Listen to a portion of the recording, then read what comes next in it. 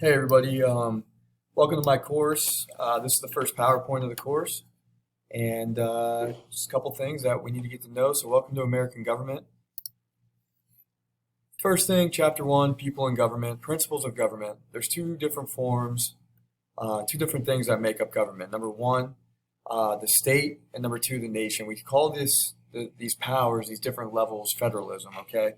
When we get into this, number one, what makes up a state? So if we think of the state of Pennsylvania, we think of a political community that occupies a definitive territory and has an organized government with the power to make and enforce laws. All right. So if you think of the state of Pennsylvania, we definitely have that. We have a political community on many levels. We have schools, which are political communities themselves. We have townships. We have boroughs, all different kinds of things that come together. We even have cities in the state. All right, so all different, we have mayors, everything, okay? And we have the power to enforce and make laws. If you look at the U.S. Constitution, the PA state constitution is much longer because we have many different things that we have to cover as opposed to the nation as a whole. Now, this is an interesting one. When we think of government, we think of a nation, the actual definition of what makes up a nation makes no sense for the United States of America. The nation is any sizable group of people who are united by common bonds of race, language, custom, tradition, and sometimes religion. If you think of the United States of America, we don't have similar races. We don't have similar languages. Maybe in pockets we do. We definitely don't have similar customs, traditions, and sometimes religion. When you think of that, it doesn't make up the United States of America. You could think of different countries. You think of India, this makes sense. You think of China, this makes sense. You think of Japan, this makes sense. Think of the United States of America, this nation does not make sense. So what makes us a nation? I always bring that question back to you guys.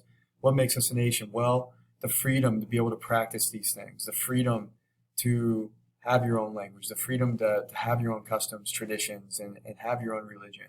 Many countries out there don't. And we're going to take a look at some of those countries later on in the chapters of this section.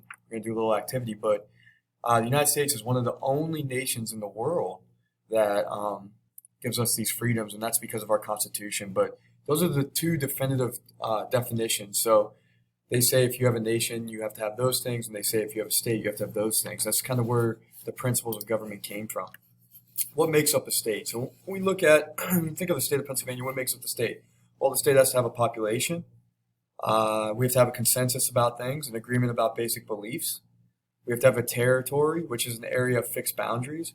We have to have sovereignty, absolute authority within its territorial boundaries. And we have to have a government, institution through which the state maintains order, provides public services, and enforces decisions that its people must obey. We definitely have government. Like I said, even you think of Joe McLean School District, we have the school board, which is like our court system, which approves the things that our superintendent brings up. We have that, and they're kind of like the governing body that passes things, like our Congress is our school board.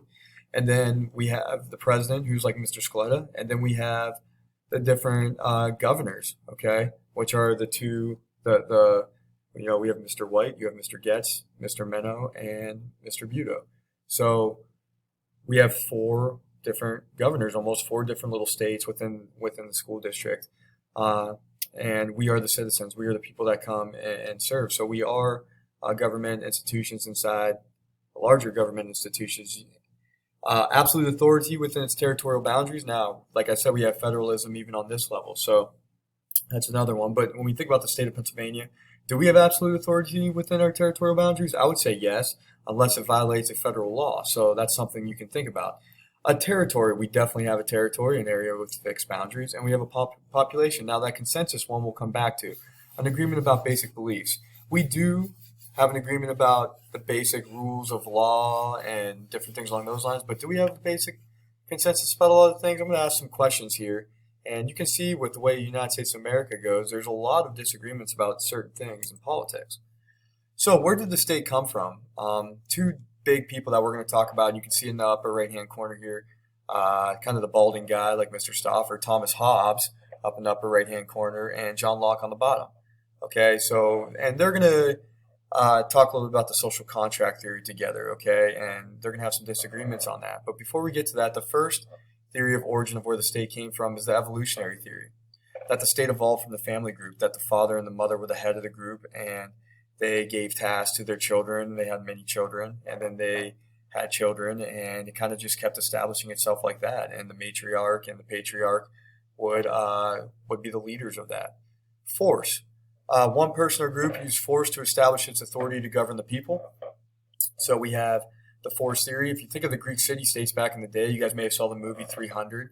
The Persians were trying to take over the Spartans, and they invaded, and so on and so forth, and they had to fight and defend their people. All right, so force, usually people taking over other people. The Roman Empire lasted over 6,000 years, used force to conquer people. Okay, so force created the origin of the state. Number 3, the divine right theory. We have these English kings and queens, the Egyptian kings and queens. In China, you had the ancient rulers there. And they believed literally that the people that were chose by the gods, and they had literally blood of the gods flowing through their veins. And that's why you see a lot of incest in these ancient Egyptian leaders. One that comes to mind is King Tut. They have looked up his body, and he's massively deformed, partly because of the incest that was given there to try to keep his pure blood in him. That was because of the divine right theory. And then last but not least, and this is where the big disagreement on government really comes in, the social contract theory. You think of social contract, think of exactly what it is. It's on a piece of paper, social contract, how are we going to act and how are we going to be protected on paper, okay, with a contract. The people gave the government its power to rule them, and in return, the government had to respect the people's rights. All right, so that's a big thing. We'll talk a little bit about that. Let's get into the social contract theory. In the beginning of the 1600s, some began to question the divine rights theory, of course, especially in England. So 2 philosophers came to being right at the beginning of 1600s, late 1600s. Both Hobbes and Locke believed that if there was no government society, a state of nature existed. Now, they both believed in the state of nature, but they disagreed on how that state of nature would turn out to be. Hobbes believed that people were nasty, brutish, okay, and uncultured, and basically would just turn into complete chaos and killing and burning in the streets if we didn't have any government.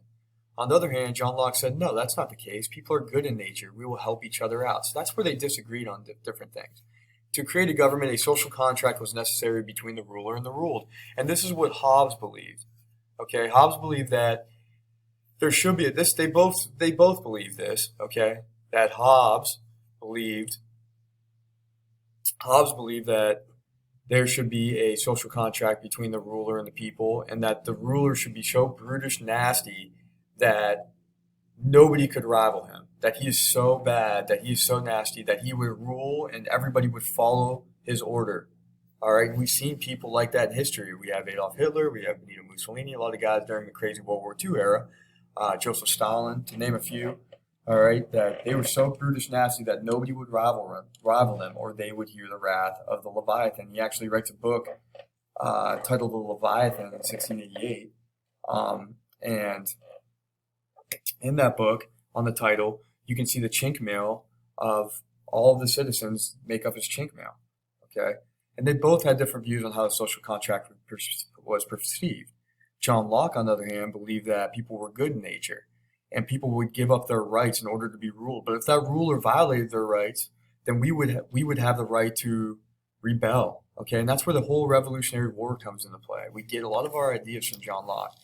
Thomas Hobbes, without order and protection, no decent life of any kind would be possible. Here's the Leviathan in the Bible. It's a biblical kind of figure, a sea monster that is so nasty that it would never be rivaled. Without these things, life would be brutish, nasty, and short. The social contract theory under Hobbes states people would surrender their freedom to the state, but in return they received order and security. And he wrote a book known as Leviathan about it.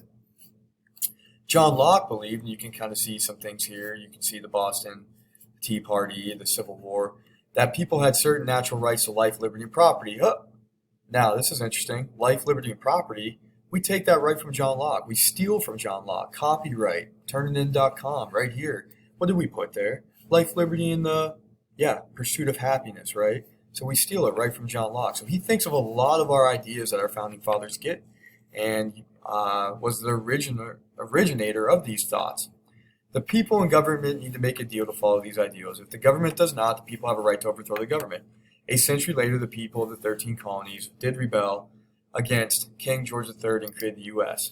Now, you don't have this slide in your on your PowerPoint. But this is what I want you to do. When you guys watch the video, Hobbes and Locke, Tom Ritchie, okay, you're going to kind of make a compare and contrast chart, okay, on it. And you're going to compare and contrast what they have that is similar and what they have that are different.